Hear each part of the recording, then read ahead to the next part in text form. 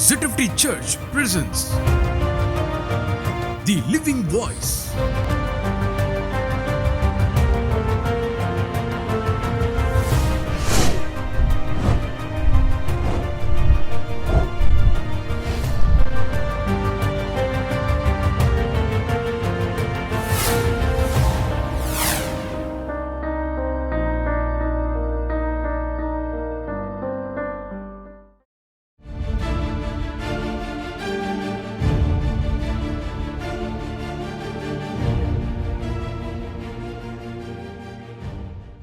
I greet you all, my dear brothers and sisters, in the name of our Lord and Savior Jesus Christ. What a joy once again to meet you through this broadcast on Living Voice. Today we're going to continue our meditation of the reasons or the purposes for the rapture. We first looked at the qualifications, and now we've been looking at the purposes of the rapture over the past couple of weeks. And today we're going to progress in our study, but let me quickly remind you of the points that I've already shared with you on this broadcast. The first purpose that I shared with you was that the rapture is that event through which Jesus is going to receive the saints to himself just as he promised he would. And when he fulfills that promise, when he receives us to himself, we are never ever going to be separated again from him. Sin separated us from God. However, Christ came that we might be redeemed and that the separation between us and God the Father would be removed through his substitutionary sacrifice. And as this barrier has been removed in our lives, we are now able to come into the presence of the Father. But as we live our lives on this earth, we only feel or we understand or we have the assurance that the presence of the Father is around us. But Christ is coming so that we may actually see him face to face and live forever in his presence. The second purpose that I put before you was to resurrect the righteous dead from amidst the wicked, and to create a permanent and eternal separation between all that is righteous and holy and all that is wicked, evil, and unrighteous. And so that separation happens at the rapture. The third thing that I put before you was to take the saints to heaven. And the reason that Christ is coming to take the saints to heaven is that there are two things he's going to accomplish through that. One is that the saints are going to live with him forever in the New Jerusalem. But the second point that I put forward to you within that was also that we are going to be taken up to heaven to receive the rewards for the deeds that we have done in the body, whether good or bad. And so we know that if we have done something good and man has not rewarded us, God is bringing us our rewards. At the same time, we also have to be careful that we do no such thing that will not stand the test before God. And also remember that there is no neutrality, that there is no third category between the good and the bad. If something is good, it is good. If it is not, it is bad. And that's how we need to distinguish between the good and the bad. And then I said to you the fourth purpose of the rapture was to change the bodies of the saints from mortality to immortality. Doesn't matter how good, how rich, how well we are, we still live in a body of decay and corruption, a body that is mortal, that will one day be confined to the grave. But Christ, when he comes in the rapture, will transform this body of mortality into immortality. And this body that is corruptible will put on incorruption. It will forever be established in the presence of God. Then we came to the fifth purpose of the rapture, which was to present the saints before God. And I said that anything that needs to be presented before God must be perfect, complete, whole, and blemishless. And that's exactly why Christ gave himself for us on the cross of Calvary, that we might be transformed into that image which would qualify us to stand before the Father. And then we looked at the sixth purpose of the rapture, which was to make the saints whole or complete in body, soul, and spirit. And I said that the redemption of the Christian, of the body, soul, and spirit, is closely tied in with the redemption of all creation, which has been subjected to vanity or has been put under bondage because man gave himself to sin. Because man sinned, everything that came under the rulership of man was subjected to vanity, to decay, to destruction, and to corruption. But Christ redeemed us, and when our redemption is complete, the whole of creation, which was subjected to vanity, to corruption, will also be set free from that bondage. So let's go on to the seventh purpose of the rapture today, which is to receive the fruit of the early and the latter rain. And it's found in James chapter 5 verse 7. Be patient therefore, brethren, until the coming of the Lord. Behold, the husbandman waits for the precious fruit of the earth, being patient over it until it receive the early and the latter rain. Now, the early rain prepares the ground for the crop to be sown in it. And then the latter rain brings forth the fruit, or it brings the fruit to maturity. Now, the early rain was the outpouring of the Spirit of God into His children, into His kingdom, and the gathering of thousands of souls into His kingdom. But there is also a latter rain that is reserved for our times. This is the last and final outpouring of God's Spirit, which is going to bring in a mighty and great harvest into the kingdom that no one has ever seen so far. To you and me, when we look at the conditions that are prevalent in the world around us today, there is so much persecution, there is so much tribulation, there is so much of unconcern about the things of God, there is so much of a lack of realization of the things that God has given to us. The world is literally preoccupied with itself. Remember the times of Noah, when people ate and drank and gave in marriage and took in marriage until the flood came and destroyed them all. And that's how it is right now.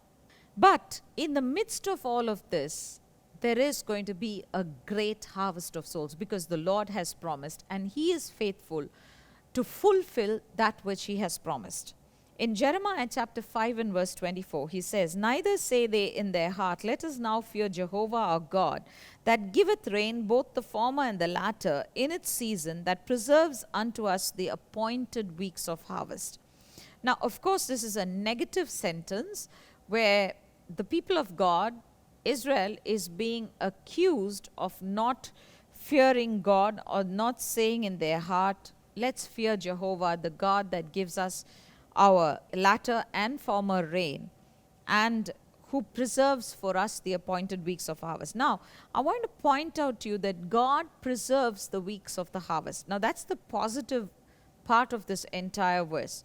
While Israel may not have found that provision that God had for them, we can still take this verse and apply it to our lives and say, Lord, You are the God that preserves the harvest. We are living in trying times, Lord. We're living in the midst of tribulation. We're living in the midst of persecution. We're living in times when being a Christian is equal to being an object of ridicule, where people are literally going against everything that the Bible tells us is the truth. And they claim that scientific knowledge has set them free from what they call the stories of religion. But the fact is that the Bible is not religion, it is the truth of God. But unfortunately, the world has been blinded to it. But God says, whatever happens, doesn't matter how the conditions in the world around you are, it doesn't matter that the enemy is trying to bring destruction and ruin against you. God says, in the midst of all of this, I will still preserve the weeks of the harvest. So He preserves it and He keeps it. And so we don't have to worry about the harvest. This is one thing that's very important to remember, that rain does not fall at the will of man. Rain is not made by man, and rain doesn't fall when man wants it to. Rain falls when God sends it. Whether it is the natural rain or it's the spiritual rain of God's revival, God is the author of the rain. And when He sends down the rain, He also protects the harvest. It's like there's destruction and there's opposition and there's persecution and everything around us. But God puts a fence around the harvest that He has for Himself. And He says, keep out. This is my harvest and this belongs to me. And so, my dear friends, there is a harvest that is waiting to be brought in, and God is the keeper of that harvest. Now, will it just happen by an act of God, or do you and I have a part in it?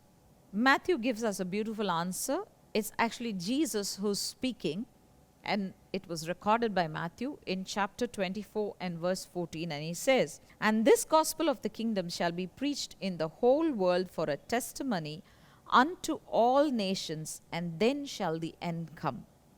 The gospel of the kingdom must be preached. By whom? By you and me. We have to preach the kingdom gospel. Now, unless we preach the gospel, we are going to lose that great harvest that God is preserving. Of course, He will bring in the harvest, but you and I will lose out on the rewards that would come if we work together with Him to bring in this harvest. Okay, what is the gospel of the kingdom? Matthew talks about the gospel of the kingdom being preached in the whole world for a testimony. What is this gospel of the kingdom?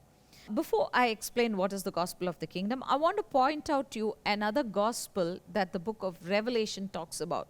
It's in Revelation chapter 14, verses 6 to 7. And it says, "I saw another angel flying in the mid-heaven, having an eternal gospel to announce to those settled on the earth, and to every nation and tribe and tongue and people, saying with a loud voice, Fear God and give Him glory, because the hour of His judgment has come, and worship Him who has made the heaven and the earth and the sea and springs of water."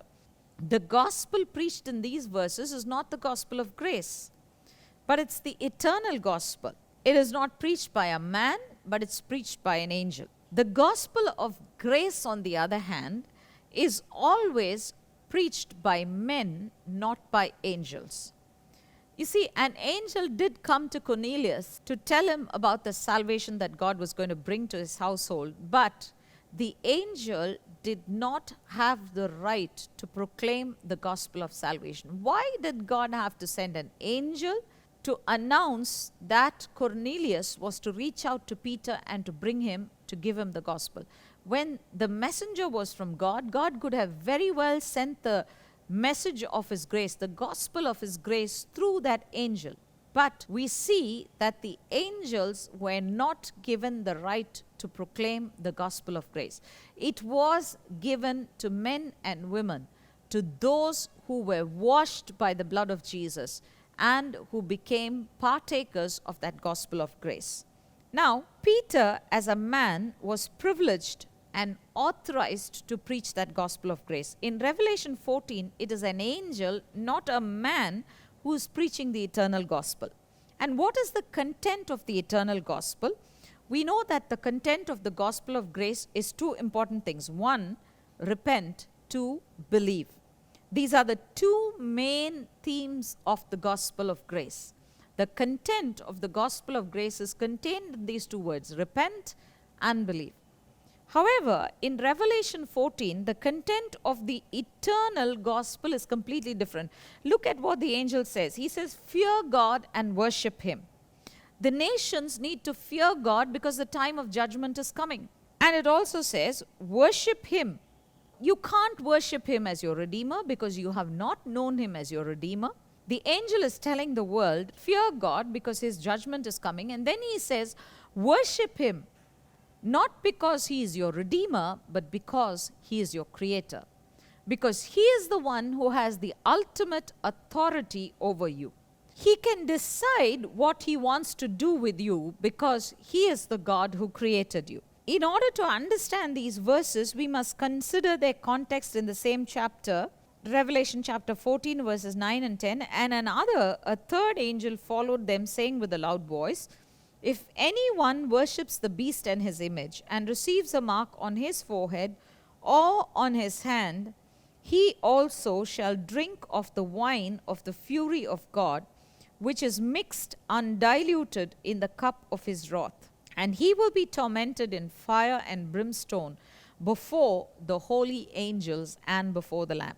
Here, very clearly, the eternal gospel is preached by the angel at the same time that Antichrist is trying to force the people to worship him. When Antichrist is trying to force the people to worship him, the angel tells them, "Do not worship him, but worship God. Give God the glory, worship Him, because He is the only one that is worthy of worship." It is as if the angel will testify to all the nations that the beast, Antichrist, is not their creator. This literal testimony of the angel is telling the world it's not Antichrist, but it is God who is your creator. Worship Him, don't worship the beast. The only time that is available to prepare the harvest for the Redeemer is right now. We cannot do it when the rapture has happened, or there will be no one to do it when the rapture has happened. When the angel preaches the eternal gospel, there's going to be no grace, there's going to be no repentance, there's going to be no change of heart, because people have hardened their hearts toward God. And the angel can only make a declaration to them, telling them, "Fear God, He is your creator. Worship Him, because as His creation, you are very, very certain to face His wrath if you do not do His will." So, what are we going to do? The time to prepare the harvest is right now. The latter and the early rains have been given to us. God is giving us the early and the latter rains. And I don't know if you think that the latter rain has already been poured out or whether it's going to be poured. All I can say to you is there's one thing that you need to do.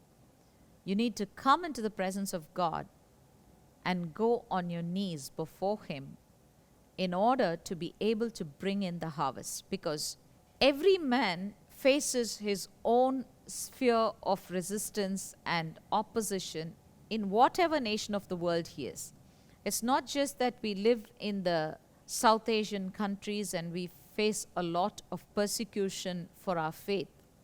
You could live anywhere in the world. There are two kinds of persecution. One is where things become very difficult, and the other is where things become very easy.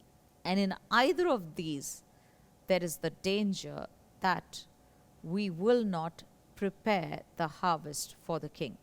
And so, my dear friends, I want to say to you, what are you doing?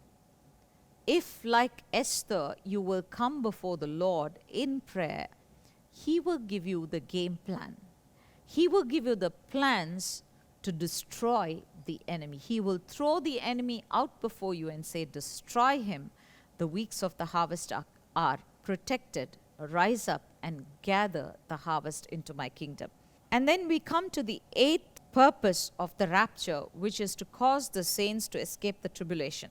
Now, this is probably the most controversial subject today in the Christian world.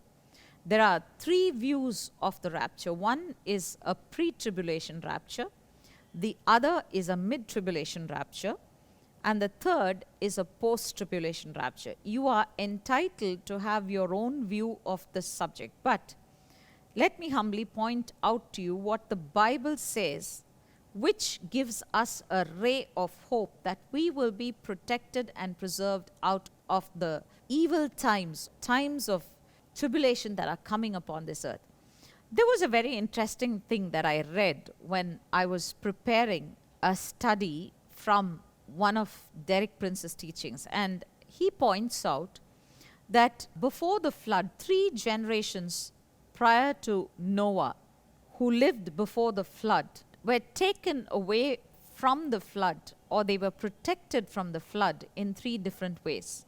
Enoch was taken by God to heaven several years before the flood happened. Methuselah died the year before the flood. And Noah, who was alive when the flood happened, was preserved within the ark as he went through the waters and through the destruction that the flood brought. And so, my dear friends, whatever view you may have, let me say this to you. The fact that God will keep his people from the tribulation that comes upon this whole earth is a surety. The word of God very clearly says this to us. Let me read the words of Jesus to you. It's Jesus himself who's speaking. In Luke chapter 21 and verse 36, he says, "But watch ye at every season, making supplication, that ye may prevail to escape all these things that shall come to pass, and to stand before the Son of Man." It says very clearly, to escape all these things. What are these things?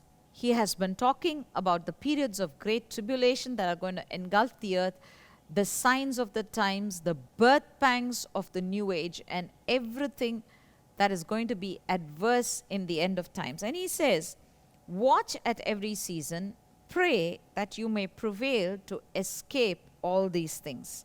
We see all of these signs of the times being fulfilled in the world today, but the hope of the saints of God is in this, that they will be redeemed out of this world before the judgments of God that are mentioned in Luke 21 will come to their completeness as stated in the book of Revelation. The book of Revelation can be divided into two parts. One is in time and the other is in eternity. In terms of the church history, of course. The revelations or the messages in time are delivered in the first 3 chapters to the churches which are still in time. They haven't been redeemed out of time and taken into eternity. From chapter 4 onwards, the entire scenes of the church have moved on into eternity. The church has moved on into the presence and kingdom of God.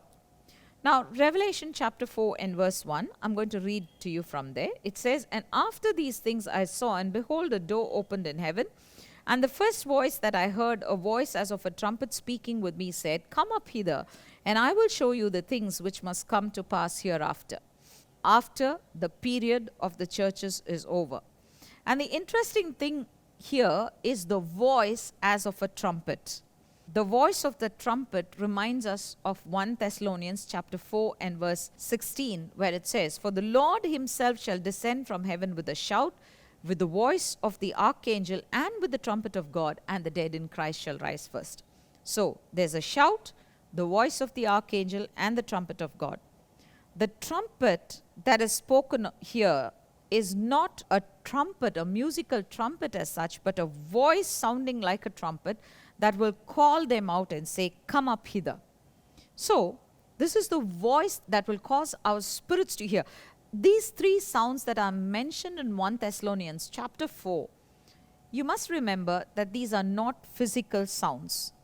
These are sounds that can only be heard by those who are alive to the Spirit of God, in those whom the Spirit of God is working out the abundant life of Christ. If we are alive to Christ through the Spirit of God, then we will hear his voice. The 2 prominent churches of the end times are Philadelphia and Laodicea. If you do a study of the churches, each one of the churches are compared to a time phrase in the history of the church starting from the time of Christ right until now. And Philadelphia and Laodicea are the last 2 churches.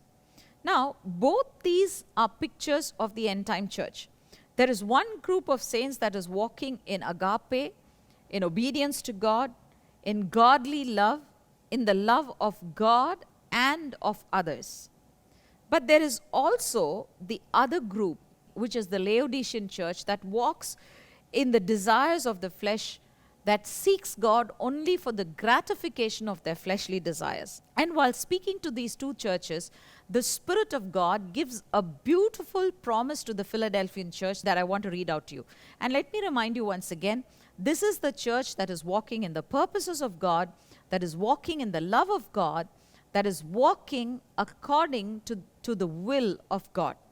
Now, what does God say to that church? Revelation chapter 3 verse 10. What is Christ saying through his Spirit to this church? He says, because thou didst keep the word of my patience, I also will keep thee from the hour of trial, that hour which is to come upon the whole world to try them that dwell upon the earth. When it says in this verse that the hour of trial that is to come upon the whole world, you take this pandemic that we have faced in 2020. It did affect a major part of the world. Many of the countries were affected, but there were still countries that were also unaffected. So while it was a pandemic, it spanned the world, it did not bring the entire world under its effect. And so when it says that I will keep you from the hour of trial, what God is saying is, I will keep you from the rule of the Antichrist, from the period of tribulation that is to come through his rule. The promise that is given here is that they will not go into the tribulation, but that they will be delivered out of it. It is only logical that when we have been faithful to him, that God will deliver us out of the hand of his arch enemy. Do you think that someone who loves you would allow you to be destroyed by someone who is his arch enemy? And therefore, just like we are the bride of Christ, just like any husband in this earth would definitely be very protective of his wife, I believe that Christ will be protective of his bride, the church. We know that he is going to come and take us out of this world. One strong and swift move wherein the Antichrist will not be able to stop it from happening. And that is going to be the rapture. So my dear friends, shall we pray today and ask the Lord to keep us prepared, to help us understand the purposes that God has in all of this, and that we will be prepared when he comes to go with him. Father God, we come into your presence, and Lord, we thank you. You have prepared the rapture so that you may come and receive the fruits or the results of the early and the latter rain. And Father, I pray that you will help us in this time to sow the seeds of the gospel of grace, O Father, that it may bring forth fruit and that the harvest will be brought into your storehouses, Father. Lord, I pray that we will be able to see a harvest of souls, Father, throughout the world, even though we are living in times of persecution and tribulation, and Father, in times when the hearts of men are unconcerned about the things of God. Father, I pray that you will give us the grace to bring the redeeming gospel of grace into the lives of many people. And Father, we also ask that you will help us to understand and to know that you will keep us from the time of tribulation that is coming upon this entire earth. Father, help us to live free of fear and to live in the confidence that we know that our Savior, our Redeemer, our Bridegroom, Jesus Christ, will keep us from the hour of tribulation that will come upon this entire earth. Father, we commit ourselves in your hands, and we ask that you will go before us, that you will prepare us, and that we will see your kingdom come. In Jesus' mighty name we pray. Amen. Amen. God bless you, my friends. We will meet again next week with the next couple of purposes of the rapture. God bless.